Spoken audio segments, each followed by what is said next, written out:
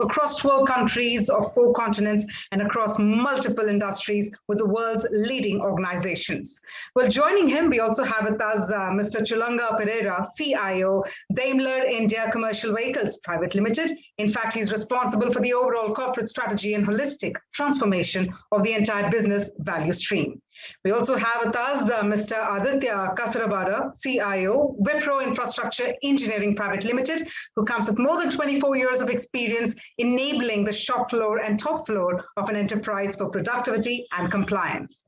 We're also joined by Mr. Sujay Kalaria, Vice President, Digital Strategy and Transformation, Bajaj Auto Limited. He's armed with more than 17 years of digital native experience across high-tech and auto companies and tech startups.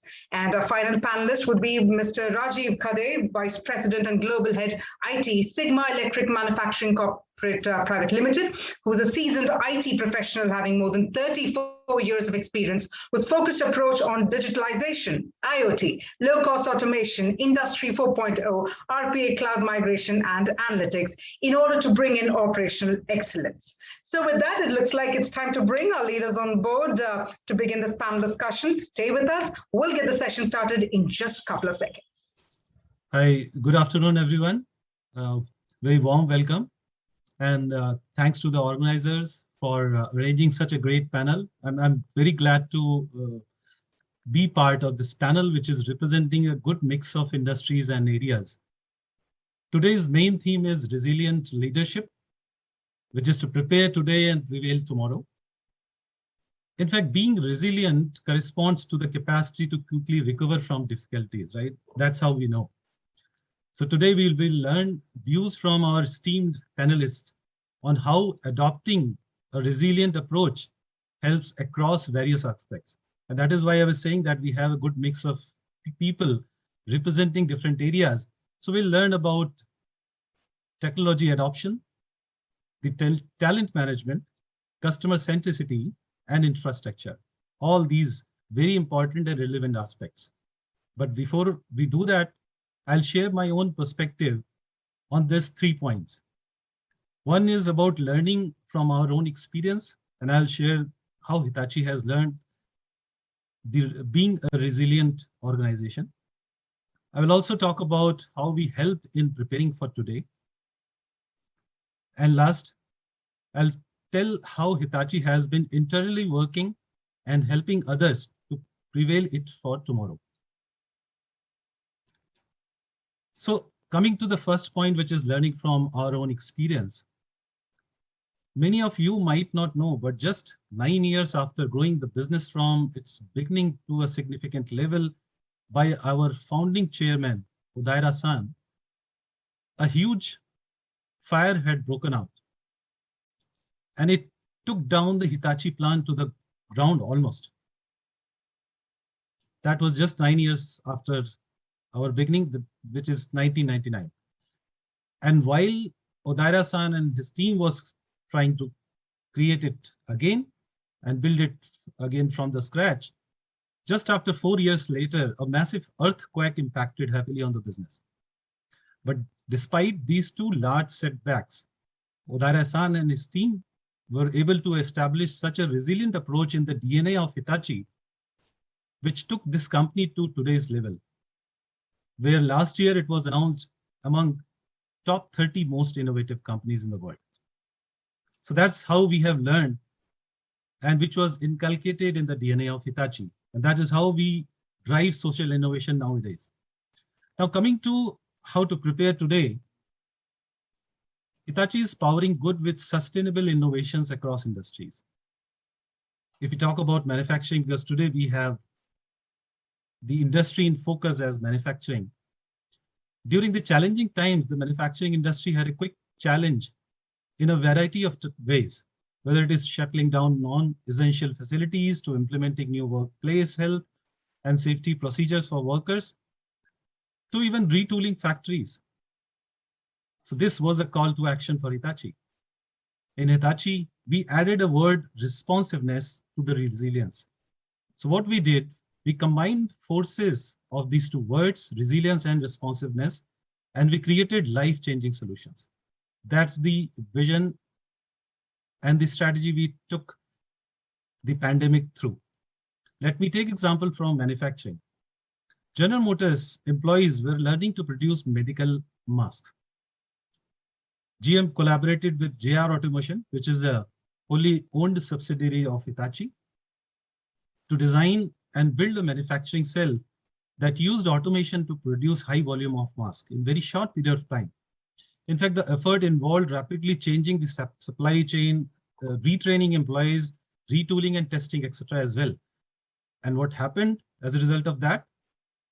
In just 6 days, GM was able to produce masks and delivered 20,000 masks in just their first week of production. Hitachi is a solution company, but we are also manufacturer. So whatever we provide as a solution, we test well in advance in our own factories. That happened to even personal protective equipment related solutions, where when it comes to worker safety, we ensured our own resilience by adopting our thermal cameras to assure the safety of our own workers before even launching our solutions to others. So that these are just two examples for the today's environment. When it comes to prevailing tomorrow, this situation is unprecedented, but we all know that this will not be the last time companies are being tested. Whether it is another pandemic, a natural disaster, or simply changing customer needs, manufacturers must be resilient. Now, the question comes how we can transform our manufacturing environment to become more resilient. In my view, there are 3 steps. Increase flexible automation to create resilient operations. Why flexible automation? Flexible automation is at the forefront of this evolving story. In fact, robotics and artificial intelligence are the key technologies that make flexible automation at scale possible. The second, which I feel important, is to introduce digital twin technology for remote operations to ensure business continuity in adverse situations. And the third, important in my view, is adopting a digital infrastructure that connects all parts of supply chain, because supply chain is the area which has been most impacted, adversely impacted. So these are the 2-3 things which I thought will be my view in terms of how to prevail it for tomorrow. I would like other speakers to share their own perspective, and I would like to call Rajeev ji first to go, and then I will call other speakers. Over to you, Rajeev ji.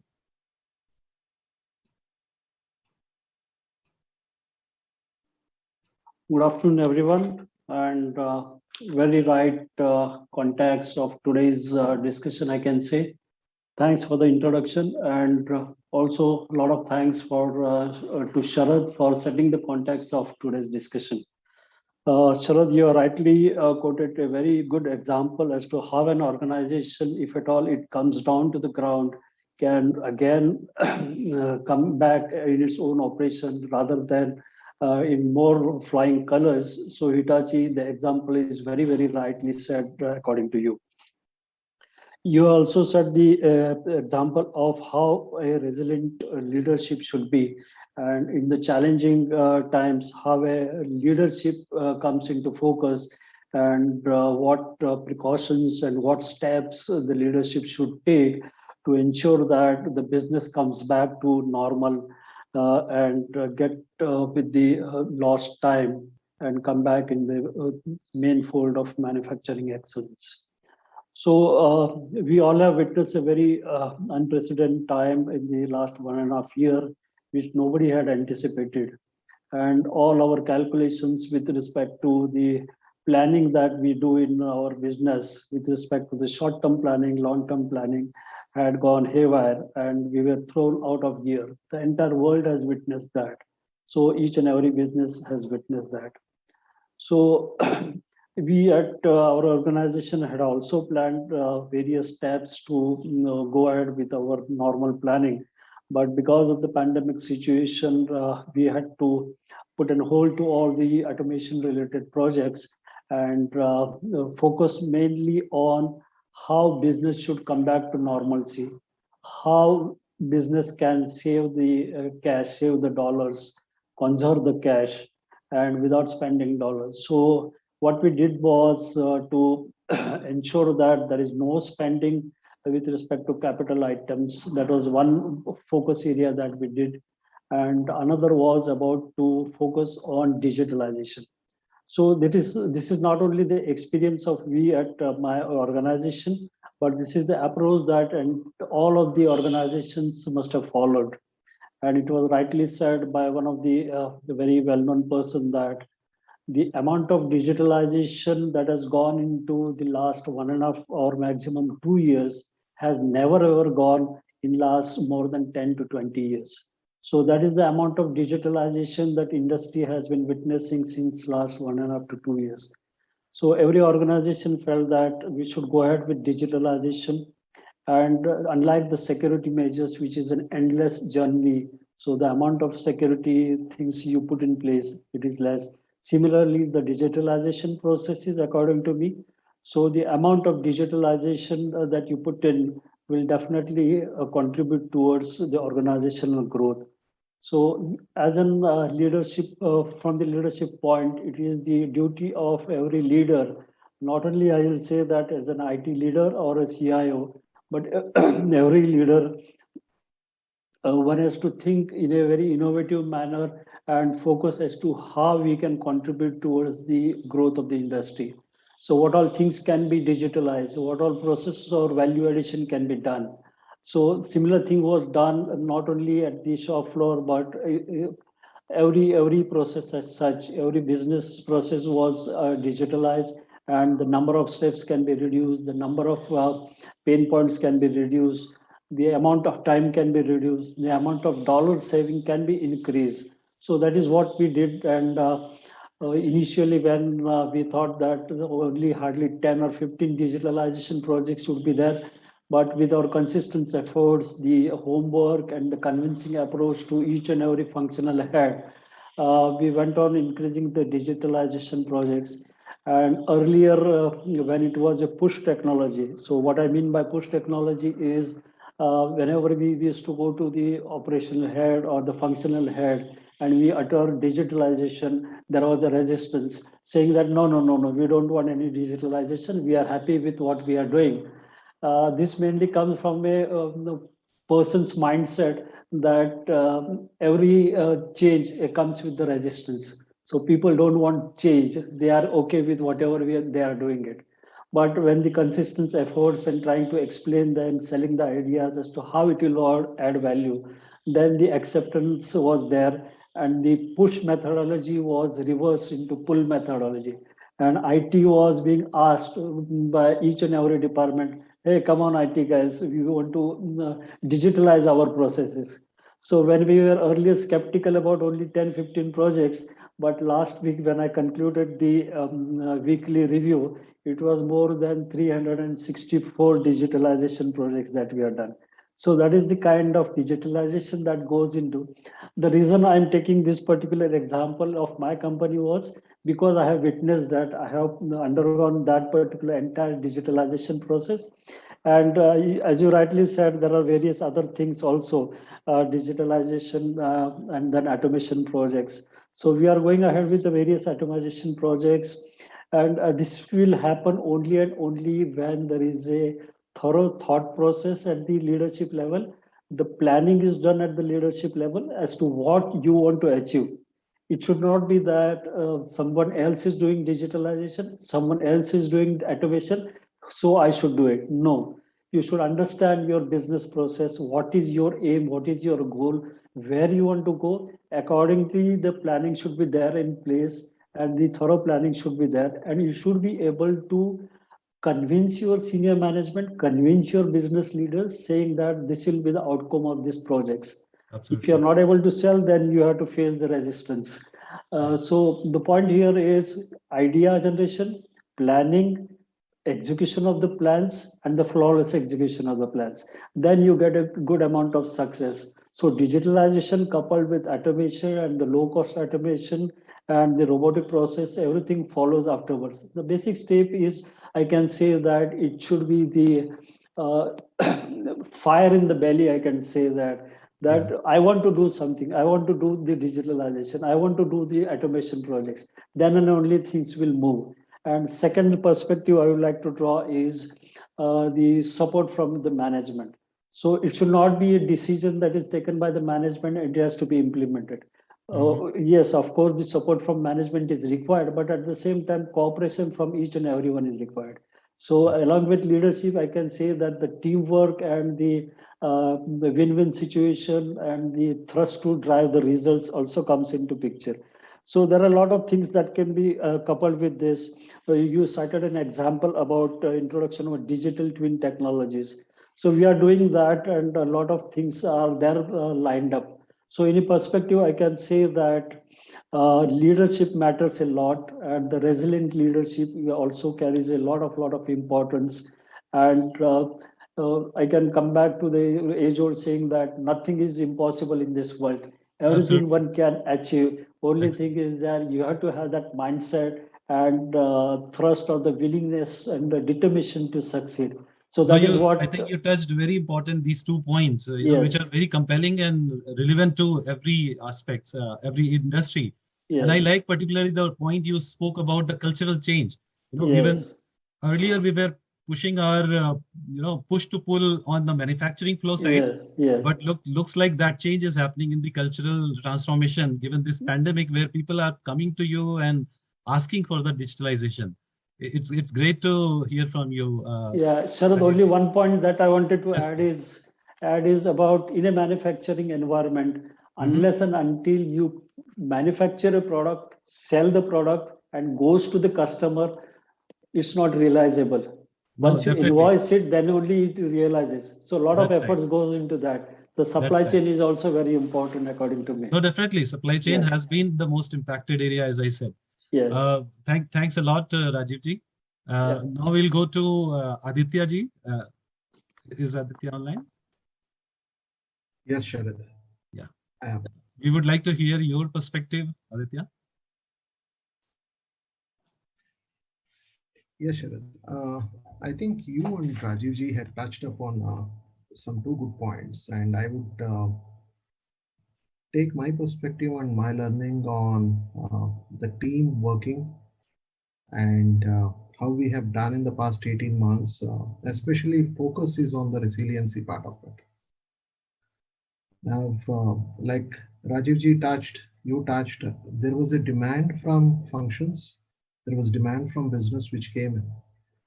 But the biggest challenge that I would want to touch upon, while there was initial euphoria of digitalization, the choice that we were facing was whether it is an isolated optimization or a connected standardization. The reason I'm saying isolated optimization is to make a shop floor enablement. Primarily, the shifts are not running completely in the initial days, and there are a lot of touchless or a paperless aspect of it.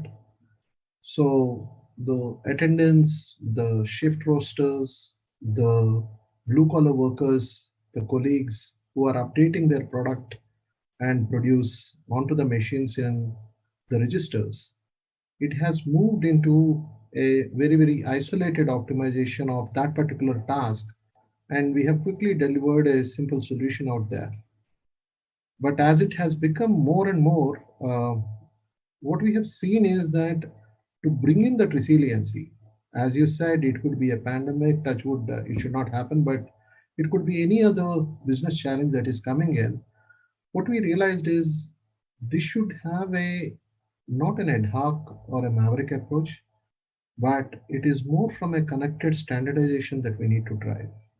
And when I said standardization, it is the complete theater of operations that we are working in a particular function, go into the depth of collaboration with other functions, and give the telescopic visibility back into the customer, right from our vendor place, the processes, the value addition that you do on shop floor and the business floor, and back into the customers.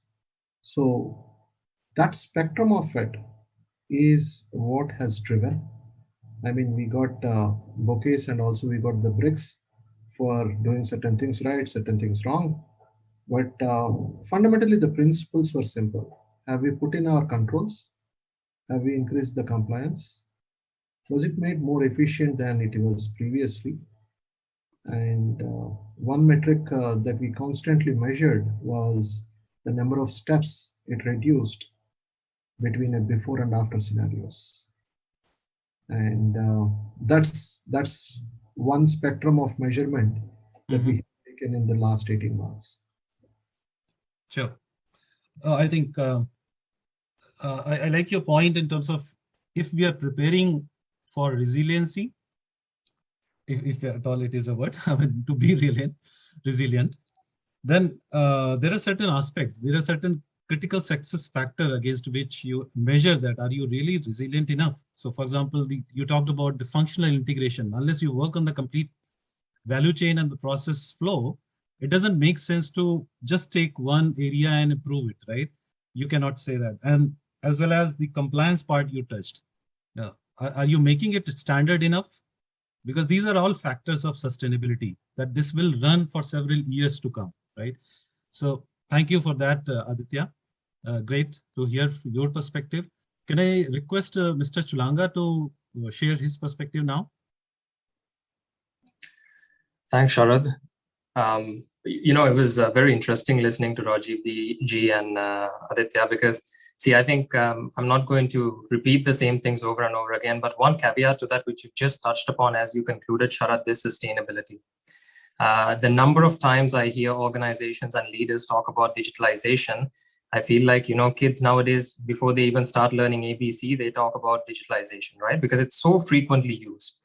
But right. in order to do digitalization, you should not do it for the sake of it, right? Digitalization should be done in such a way where there is sustainable and continuous improvement and growth. And it's not that you can set out digital solutions that are going to be lasting another 10 years. That won't also work. You need to figure out what is the best technology to bring in to address your current needs, and also have mechanisms in place to continuously improve and expand, because technologies will evolve. Your processes will have to get leaner and leaner. And over a period of time, you need to build a culture of self-sustenance. If the dependency is on one department or one organization, IT or digital team or the data teams, for example, the sustenance or the resilience will never happen. And to what Rajeev Ji said, right? A lot of companies have started and they've doubled investments. They've gone, into acceleration mode. But if I were to play devil's advocate, the number of organizations that have also failed in the last 1.5 years in this digital journey, that's a tremendous amount. Yeah, there are board rooms where they are sitting with massive run costs, investments gone haywire, purely because people just jumped onto the bandwagon and they did not think about, the sustainable growth. It's sometimes easy to, run just because everybody's running, but maybe you have to understand of doing things the right way. Right. And one thing that is very important for me is to co-create with the business stakeholders. You can't sit in the IT department and create solutions for the business without understanding the pain points or the problems of the business. Then you are merely just bringing technology for it. And it's like us saying, when we make trucks and buses and cars, right? You don't need to really learn how to drive, because the truck and the car in the future will drive itself. But the art of driving comes in when you have to make decisions on your own to understand the road conditions, right? Because the vehicle and the engineering is there. In the same way, the technology is there, right? Just bringing the technology is not going to solve your problem. Yeah. And also, do you have the right KPIs, the governance model that Aditya touched upon, right? To track the efficiency.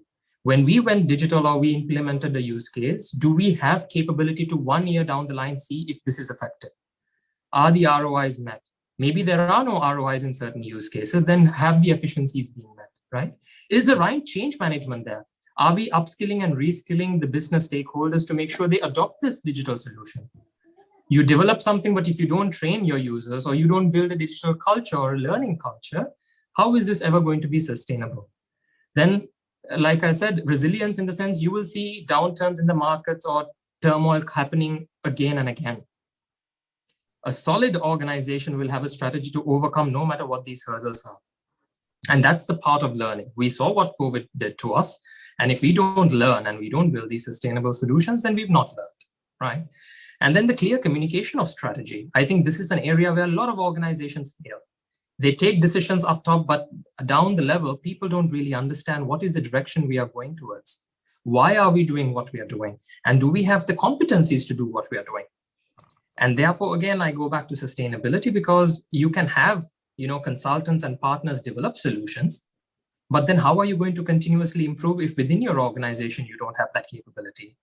So organizations understanding the right balance between what do we insource, what do we outsource, what are things we need to have in-house and build those competencies. Those are areas that really define how a resilient leadership or an organization navigates, through this era of digitalization, right? So the people aspect or the culture, I did not touch upon, or the learning aspect of it. But I think as the discussion progresses, I'm sure a lot of the other eminent panelists will touch upon this. Right. No, absolutely. Fantastic. Great to hear. And it's always a pleasure to hear your thoughts. So I really like 3 points, actually, my takeaway. What you described in terms of learning. Some people learned the hard way. Some people learned and got success. But we all learned during this period, and which we have to, continuously further develop. Like you said, it's not a start and stop. It's a continuous journey, and these kind of situations will happen in future, in some or other shapes or forms. I also liked about your communication. I think that's very important thing. That that comes after even co-creation. So 3 things, as I said. One is learning, whichever way you did it. Then co-creation, getting along with other departments, creating that cohesiveness, without which it will not be probably successful. And then communication, how it cascaded down, how it is being communicated by leadership to the middle management and workers at across. So such kind of organizational holistic view is very important. That's what is my take from your perspective. Great, thank you so much. Can I request Sujay to share his views? Thank you, Sharad. So it's fantastic listening to all of you, right? As Sharad said, in today's time, we need to be resilient as IT leaders. And as Rajeev ji said, the whole investment in digitization has been increased many folds. And as Aditya said very rightly, that it needs to be holistic and KPI driven. And as Chulanga said, whatever we do, it needs to be sustainable, both from the communication and the talent strategy perspective. But bringing all these things together, right, where I would want to focus on is why we are doing all of these things, right? Where is the customer? How can we improve upon our customer experience, right? So it's very clear, right, that CX, the customer experience, is more or less the lead indicator for growth. Moving to or looking at the consumer tech industries, right? Amazon click to delivery, the whole journey, right? It's so seamless. It doesn't feel unnatural for any of us to order something online on Amazon, and if you don't like it, just return it back. It's so seamless for everyone, right? It's like second nature. Similarly, on product side, Apple's into an ownership experience of whatever device or software that they produce, right? That is like a benchmark in itself. In fact, since 2015 till early 2020, Apple iPhone enjoyed almost a 60% plus repeat purchase. That's all because of the whole customer experience that Apple has been able to provide to the consumers, right? So it's very clear in the last 1.5 years, right, that although CX used to be a very, very important part of the CIO and the CDO discussions, it has become even more pronounced during the recent pandemic. So what I wanted to discuss more today is in terms of what is CX, right? So to me, CX is A, to understand what do my customers want, and B, how do I make it happen in the most customer-friendly, intuitive, engaging way for my customers? So this is exactly what at least CX is to me, right? And in normal cases, normal industries, CX is hard. Take a bank, take a telco. It's tough to deliver the right kind of customer experience. However, it is especially harder for manufacturing companies because first we sell products and not services. So our consumer touch points is very centric to a product that we create. And secondly, it is rarely in a direct to consumer medium. We'll have channel partners, etc. So we will always be at least 2 or 3 degrees of separation away from our customers. So at least from my perspective, I would look at CX in 3 steps, right? The first is observe. So essentially, CX journeys consist of progression of touch points that together add up these experiences when the customer is interacting with a company, right? So for example, a customer visit to a Bajaj showroom is just a touch point. He might have already done the research on bajajauto.com. So I definitely need to look at it in a holistic perspective. Then only I'll be seeing the world from the eye of my customer and actually help my company better organize and mobilize my employees around the needs, right? So that's one, observing and essentially understanding what the customer is doing and how to bring together this experience. Second is, once the understanding is there, how do you design these customer interactions in different sequences and start catering to the customer needs, right? And this is where the journey, the evolution of a new way of customer centricity comes in, right? Yeah. And the third thing is perform. And this is essentially what we discussed, right? We need to really rewire the entire company, the processes, the people, the mindset to become customer centric. So these are my 3 key pillars when it comes to CX. And I would love to talk more about it in the upcoming session. Great.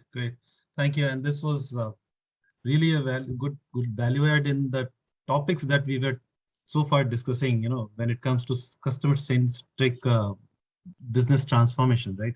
And I like the way you define the value in terms of 2 things. One, to know what they want, what customer wants, right? Unless you know it well throughout the value chain, you will not be able to engage, which is the second point you talked about, right? So first, you know what they want and how to keep them engaged. And obviously, we'll talk more about how the technology is helping there. So great to hear that and adding value in terms of, we started with, what changes we can see, what changes we are looking in the organization in terms of push to pull for IT digitization initiative. Then we spoke about critical success factors. Then we spoke about the cultural change and how the cohesive environment we can create in our company to make it sustainable, and now customer-centric approach. So I think that is how we are very well balanced in terms of covering different area. Now, I completely understand the perspective and wanted to ask few things, and I'll pick Rajeev ji first. Rajeev ji, as we are going through an unprecedented situation, and we all know that it corresponds to a significant amount of uncertainty, right? In this scenario, while it is very difficult to implement or even share the new idea, but you have a different experience, so we'll talk about that perspective as well. What role CIOs can play to convert this into an opportunity?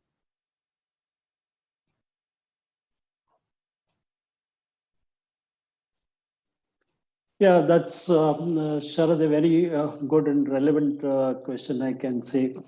And as we all know that these are the times of unprecedented challenges which nobody expected. And I would like to draw upon a concept or thought process which everybody pursued over the years. It's not a thought process, but it was a perception of various leaders. And IT department, when earlier it was called as Computer Services Department. And the services term was coined and literally hard-coded in everybody's mind. See, the IT department or for computer service department, they are for what? They are only for providing the services. We ask for a computer, we ask for a laptop, and they have to provide it. We ask for connectivity, they have to provide it. So service provider. But over the years, I personally had been trying to change this perception, and now to a great extent, I have changed that perception from a service department to a technology service provider. And that is the recognition or the statement that I have been able to coin in everybody's mind. So IT people are not the service people, they are the technology service provider. So taking that particular perception to the relevant conditions of today, so here is an opportunity, I can say, that wherein the CIOs have a lot more role to play in these times. And a positive person will always look at every situation from different angles. Even if it is a negative, he will try to find out what is positive in that. So similarly, a CIO has to find out what is positive in the current situation, what I can do for the organization. Okay, everything has come to a standstill, had come to a standstill. There are no opportunities. The business had come to a standstill. But it is the CIO's role wherein he has to find out, he has to think, he has to do his homework and find out as to how I can enhance a particular process, how I can enhance a particular application, what workaround I can do it, what other steps and procedures I can bring in so that the bottlenecks are removed, and I can build in certain advanced steps so that there is the required amount of value addition in the business.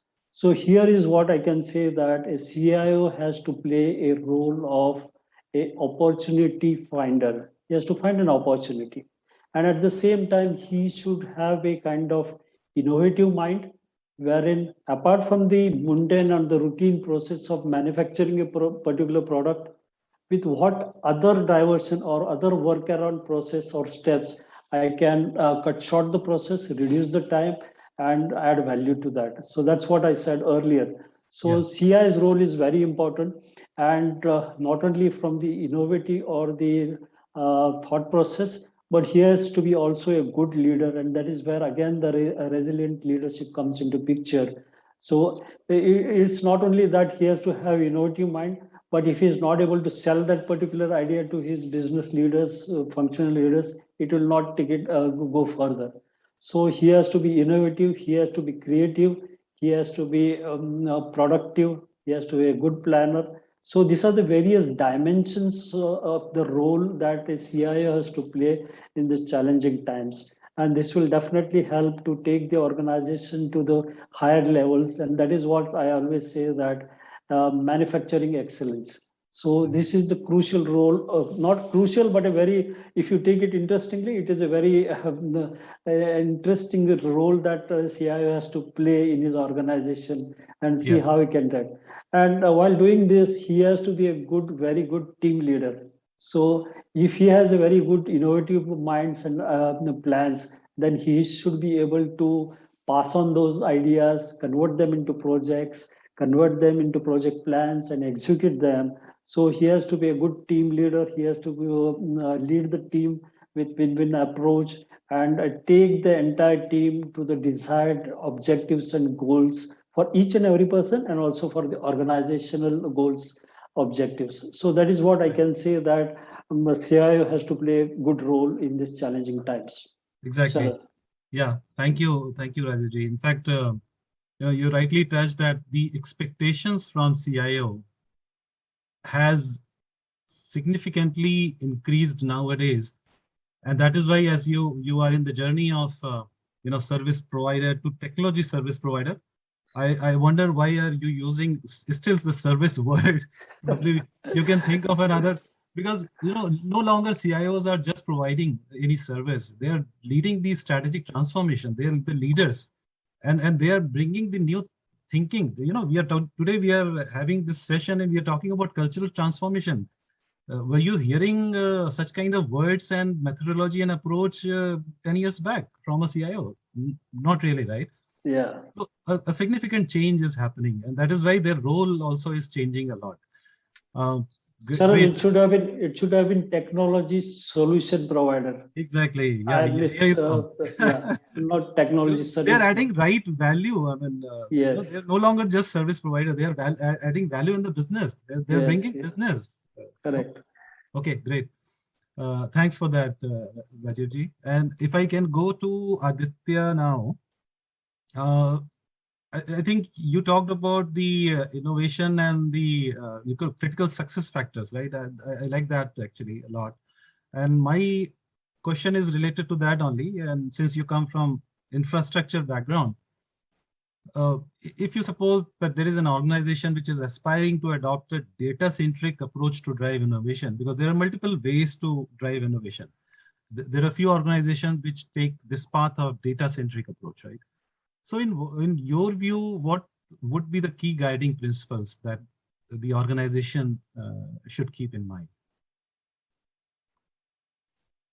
Yeah, Sharad, just to clarify the infrastructure part of it, Wipro has got, we are into hydraulics and we are into industrial automation. The robotic, the scalable automation that you spoke about, the robotics and cobotics, we are into aerospace, defense, and water and additive manufacturing. So when you asked about this data-centric approach, I would draw upon the conversation that Chulanga and Sujay were talking about. It's obvious that 70% of the data, if you can imagine, we have piles of data in our enterprises, and 70% of the data is never used. It's just like an iceberg, right? The question of whom are we connecting, where is the customer, and where are we placing at the center of this whole data-centric approach?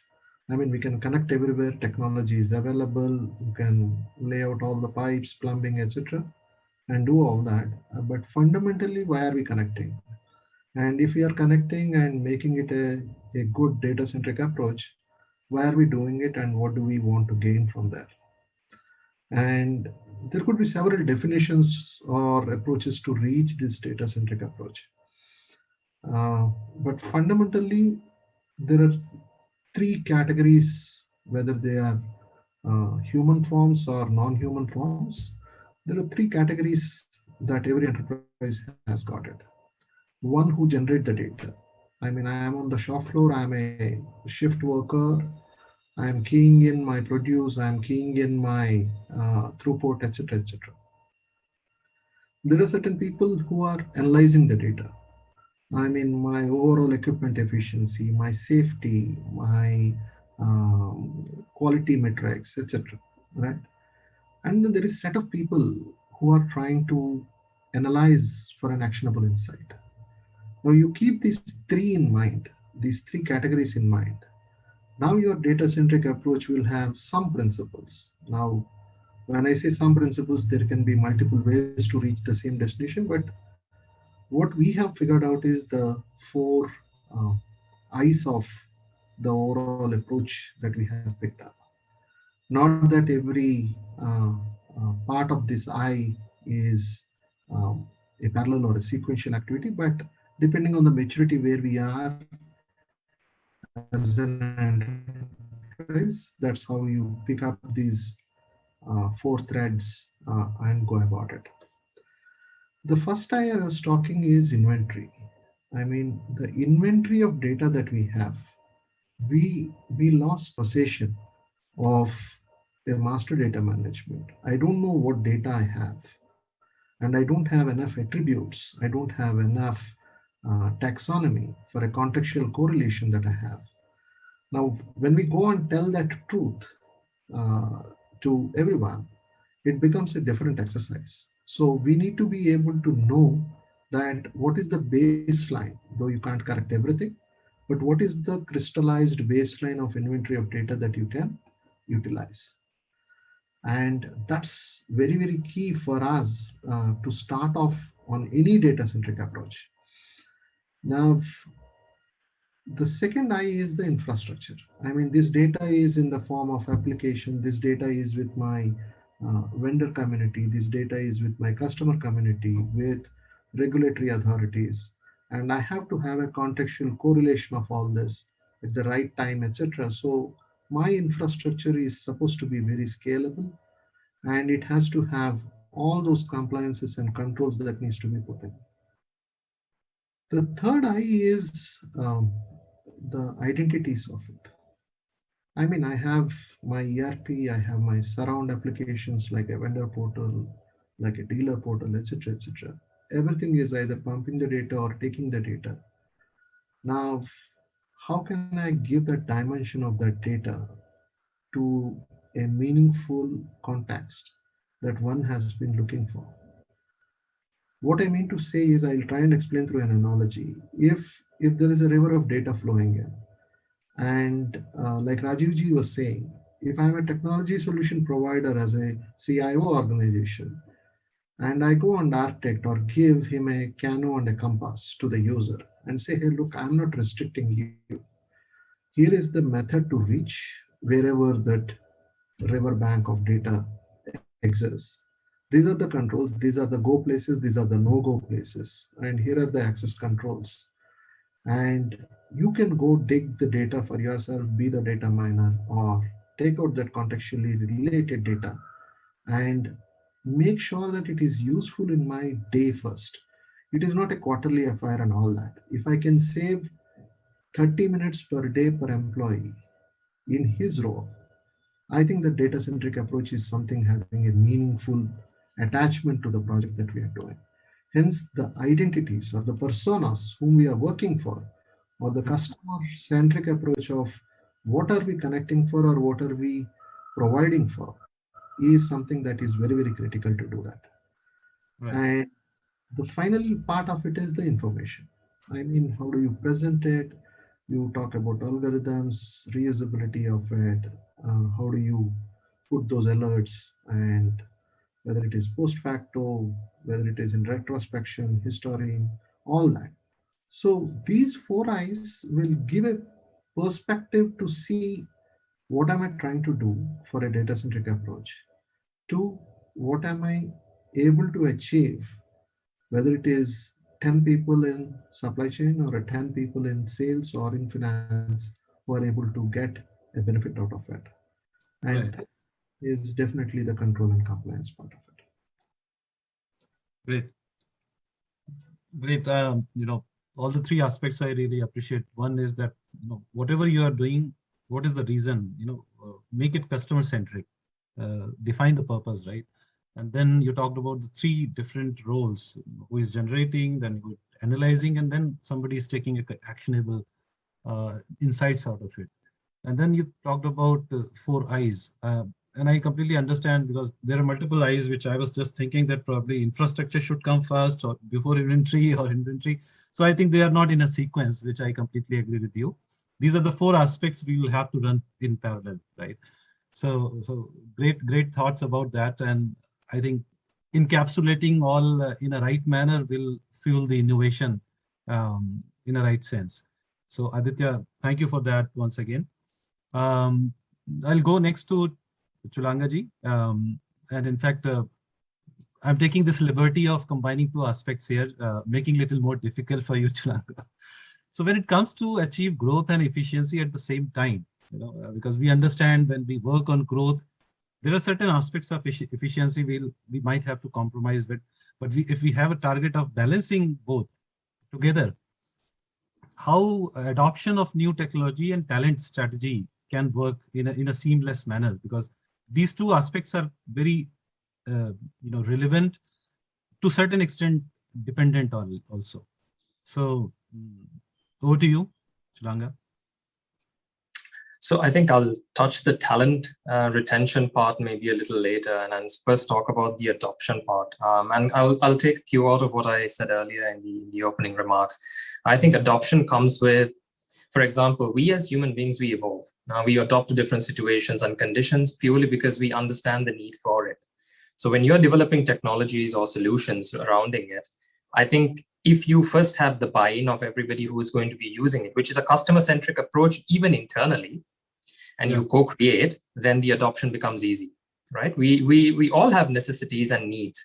So when you are developing technologies, for me, the fundamental thing is using and getting everybody involved. And then, of course, us learning and saying, the old way of development is probably not going to help. And therefore, start in a very agile manner, right? Continuous improvements, have a proper change management plan. Figure out, right? And sometimes you might not get it right first time, and that's fine. That's a part of continuous improvement. And then a lot of time we spend a lot of effort and energy trying to nail it first time, right? And we might sometimes do it, but we don't have that flexibility to go back and say, maybe this needs to be tweaked a little bit. Yeah. So if you don't co-create and you don't make sure that your end customer understands the value, they don't take ownership and accountability, any solution will become stagnant. And also in terms of the communication, you also have to make sure you don't just discuss with the business head. You also understand the pain point of the person who is doing it and communicate the purpose of why you are trying to eradicate. Because a lot of the times, a clear failure that a lot of organizations go through is there's no buy-in of stakeholders at all levels, because they feel like automation or digital solutions are only going to remove their jobs. And Sharad, you touched upon it. It's actually efficiency creation. Right? I don't think anybody's doing digital to, eradicate and remove their workforce. It's more to bring most out of them and make the maximum potential. At least that is what it is for me and my organization. We want to make them far more efficient. And therefore, I use all my stakeholders, change management I touched upon, and then upskilling and reskilling. You have to continuously train your people. First of all, on basic technologies. Second of all, in terms of your IT organization, understanding business processes.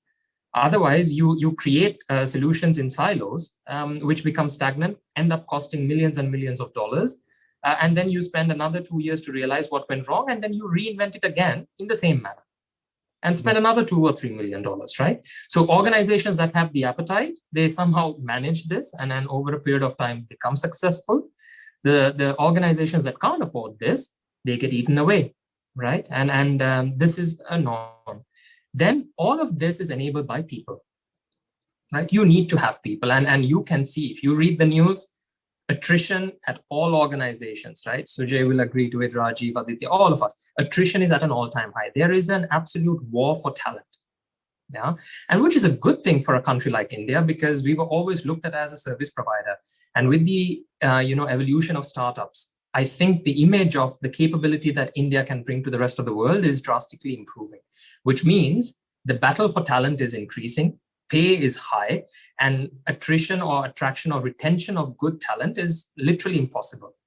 But there is one fundamental, that's because we are still very old school in our thought process, and I'm generalizing here, and maybe this is not applicable to everybody. We do not understand what is the Gen Z or the new age talent requires in order to stay.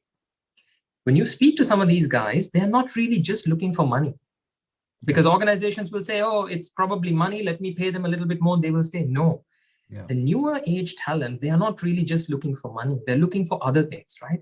They're looking for empowerment. They're looking to learn. They're looking to do things on their own, innovate. And that's why startups are a lot more attractive to today's, workforce, because they get that freedom to explore themselves, try new things. Right? When I go to universities to recruit or speak to guys, they just love, and they don't want to get caught up in governance and processes and slow decision making that takes 5 years, to execute something. They want fast, agile, fail fast, learn fast, let's do something. The feeling of doing an accomplishment is very important for them. And if organizations don't structure their training, their learning, their development path, and generalize everybody or put them into the same bucket as, general workforce, you will never be able to attract nor retain this talent. And for example, another thing is, some of my developers, they're not just focused or they're not interested by the use cases I give them. Mm-hmm. They want to get involved in free and open source projects. So they're like, Chulanga, what can we do? I want to contribute into another, to another project. I want to work on cross-cultural projects, right? I want to learn something new. Long gone are the days where they're interested in learning Python an hour. That was the hike, right? Yeah. As soon as data science and analytics became a boom, everybody was running to learn about analytics, right? Machine learning algorithms, Python, R. Yeah, let's learn Click and Power BI and Tableau. Guys, in today's day and age are far beyond that. And there are organizations still starting to venture out into monetizing data or figuring out their data strategies. For me, this is done, right? This is gone. Now there's newer things that are coming up, right? So in order to do this, I think you need to have that perfect balance. And this is where the CHROs also come into play. At a board level, organizations need to start looking at IT talent, and talent in general very differently. So different paths, maybe technical routes, not generalizing, giving them that work environment to really thrive, learn, and opening up opportunities, partnering with other firms. That's something I'm very open to doing, right? Give them that broader horizon and spectrum. and be more advanced and be more risk taking, and give them that opportunity, I think people will want to work and be there, not just for the brand value, but also for the fact that they can learn and develop themselves along with the organization. Perfect. Great. And I hope some youngsters and next gen people are also part of this and they are hearing you. I think these are great thoughts in terms of balancing your existing workforce and then understanding the next generation, where they are coming from, what excites them, right? I mean, just to add, and I'm not promoting any platform or any particular series, but I was looking startup series on Netflix, and it's really beautiful to see how they evolved over a period of time, what kind of thinking went into that team, which exactly matches what you just said, Chulanga. So thanks for that. And I think this is bringing to a very interesting topic now, in terms of when we combine all these things together and we have to deliver something to our customers, how we can use this approach and technology all together. So that's my next question actually to Sujay. Sujay, you have great experience in Bajaj as well as other organizations. And you were talking about customer experience. What approach do you suggest, and what kind of technologies which you feel are proven, which organizations can utilize for customer-centric business transformation? Thanks, Sharad. So essentially, I think it's very relevant in today's time, right? In terms of defining your approach towards customer experience.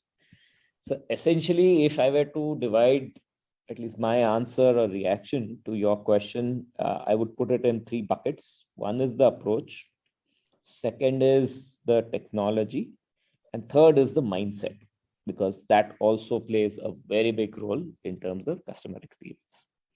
So starting with approach, what I have realized is that there are 3 important aspects of a customer experience transformation. First is it needs to be holistic and data backed. So most of the organization have some way of quantitative way of measuring customer experience, whether it's an NPS survey, CSAT survey, something like that. Mm-hmm. But that in itself is not sufficient to understand what the customer's pain points are, right? Right. I would recommend that we should augment it, not just with the survey-based quantitative questionnaire, but also qualitative research in terms of interviewing a few customers, understanding what is happening, and also behavioral analysis using consent-based third-party data.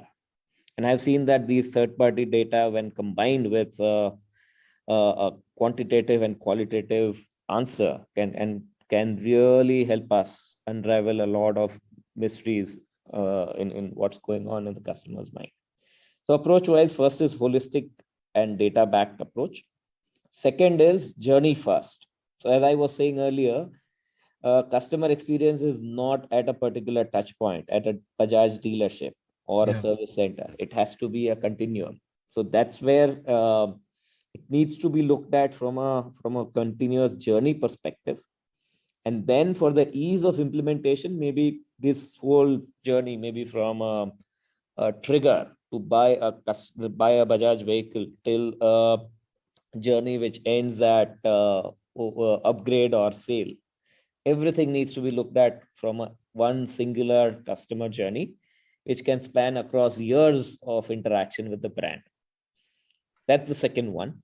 And third one is value focus. So any customer experience needs to focus on the value that you are creating for the customer. Value can be in terms of convenience. It can be in terms of little moments of delight, right? For example, if this happened to me recently, so there was some small accident that I met on the road, and I was trying to operate my insurance app. Somehow it failed due to network, etc. And I got a call back from the insurer within 1 minute saying that, sir, it seems like you were trying to use the app and it didn't work. So that's the value that I found in that customer experience. So that approach is, as I said, data-backed, holistic data-backed, journey first, and value focused. Coming to the technology tools, right? I would look at it from 4 perspectives. First is a CX data lake where you can actually collect all the customer feedbacks across digital as well as physical channels or even parts of the channel, so that you have a holistic view in terms of what the customer is or what the broad-based customer is trying to tell us in terms of various processes and interactions. Right. Second is a journey lake, which is essentially collect the customer interactions plus augment it with the consent-driven third-party data. And then suddenly the whole journey breakpoints start appearing that, okay, XYZ part of the website is not really customer friendly and nobody is kind of going there, or there is a high drop-off rate there, etc. Third is predictive CX, where essentially use AI and other advanced analytics technologies to understand what the customer's next best action would be. And then fourth is create frontline tools and these little nuggets where you can actually plug in that experiences. For example, a customer who has visited the Bajaj Auto website and left after looking at a particular model. When he revisits the website, probably the next best action would be to show him or her a finance scheme, saying that, hey, this is a finance calculator, you can actually look at how much loan you can get, right? So that's the technology part, right? CX data lake, journey lake, predictive CX, and frontline tools. Lastly, coming to the mindset, I can't agree more with all the discussions that we have been talking about cross-functional teams. So I call it as digital garages, where literally I invite the business and the digital and the tech team to sit next to each other in a long kind of a conference room of sorts. And then they literally attack a particular problem related to customer experience together. So all these great minds, one is very, very good at understanding or talking about the business processes. The digital team will have designers who can actually go and do ethnographic research. There are product managers who can actually tie back the overall business and tech value proposition, so on and so forth. So this cross-functional teams in form of digital garages helps break down silos and actually bring out the voice of customers. Second is test and learn. Essentially start with a small journey, keep testing, learning, iterating, and perfect it, and then kind of move to the next one. And the third one is change management. As we rightly talked about this, right? The change begins at the top, at the leadership level. However, for CX to be effective, it has to be percolated to the level which is facing or frontline, which is facing the customer. Yeah. And this mostly involves our sales people at our channel partners or service people at our channel partners. So this whole change management piece, change in mindset at the most grassroots level is important. So that's how I at least I look at implementing CX in terms of approach, technology, and mindset. Great.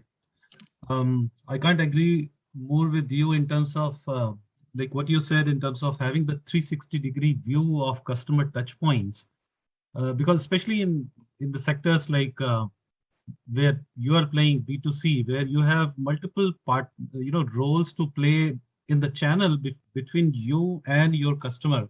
If you see a very simple example of a feedback, there are I understand there are formats in which people are converting to digital format to capture feedback from a customer, but there are multiple stages before it comes to you as a manufacturer. And if you analyze from Six Sigma perspective, there are huge data loss in between, from one point to another. So whatever you are getting hardly is few percentage of the total feedback really. So that's one example of, and you rightly touched on that. And that's why probably you suggested to create those different lakes and bringing people in terms of digital garages. I like that word actually. Great. Let me see if we have time for common questions. There is one. Okay. I think we are running out of time. Just one quick, probably just 1 minute So this question is for Chulanga. Chulanga, one question is about when in this difficult time, it is very difficult to invest in capital, like Rajeev ji also said. How to think even about digital technology and investment on this technology? How to create the business case? Just maybe 1 minute answer there. So, if I answer this question, I should be charging everybody a certain amount of money, right? Because that's the $1 million question that people are trying to crack. But see, I think it's about being wise. I don't think any CIO or CDO or CTO will come and say that funding is unlimited. So you need to, basic thing is first prioritize. And you need to find the right balance of investing into infrastructure, into talent, and into technology. And they all need to go hand in hand, because if you don't have the right infrastructure, you will not be able to build on those use cases, adopt those technologies. If you don't invest in your people. So when you are looking at the funding that you get, for me, it's about, I get a limited amount of funding. Now, what are my quick wins, right? That means create a business case, tangible, intangible, and start looking at the low-hanging fruit that's going to have the highest ROI or the highest payback period, right? Which means once you get that money back, build a mechanism in which you can pump this money back into more use cases. So I have something called a self-funding model. You work like a venture capitalist, right? Where you take the money that you have, invest it, reap returns, reinvest. Yeah, but don't go into large-scale projects in the beginning, because your organization will need time to adapt to, the digital changes, etc. We spoke about change management. So start out small. Learn how to crawl before you run. Understand the difference of, digitalization, and then digital transformation, right? And don't fall into those myths of, let's set up large-scale data lakes, etc. Because again, the myth is that, storing everything on cloud is going to be cheap. It's actually not, right? Yeah. So pump data, have that hybrid model, have that understanding. And if you don't have these capabilities, then invest in leaders, invest in talent that will make sure that you have these strategies upfront. Yeah. So it's not too late for anybody who's starting to venture out. Prioritize, build the big picture, understand your end goals, and then start prioritizing. Which do we tackle first? When will that payback be? How can I utilize that money to keep pumping in? Yeah. Don't only think about your investments, look at your OPEX as well, right? Because you will have, with all these technologies, a run cost that keeps getting added on year. Exactly. Yeah? Right. And then think also about revenue generating use cases, right? We spoke about, I think Aditya touched upon it as well.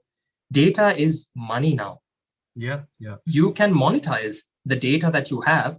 I mean, 70%, like he said, it's the tip of the iceberg is only what's visible. We don't even know what to do with the data. So if you spend a little bit of time thinking, you can maybe generate revenue streams that can self-fund your digital initiatives, right? Absolutely. So I like that. That's why there is no written book where someone can come and say, this is how you need to do it. It differs from industry to industry. It differs from digital maturity of your organization to organization. And that's where I believe you need to have the right strategy first before anything else. Otherwise, no amount of money will be ever enough. Yeah. Absolutely. I like the self-funding model, and what in other words, sometimes we call incremental digitalization, right? But at the same time, we need to keep in mind what we discussed in last 1 hour is that bringing everybody along. Whatever you choose, you select wisely. But then once you choose, bring everybody along and make it cohesive, right? So I think we are on top of the hour anyway.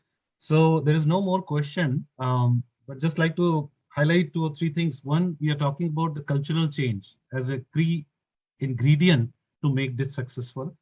We are also looking at the change from the push to pull side, which Rajeev just said.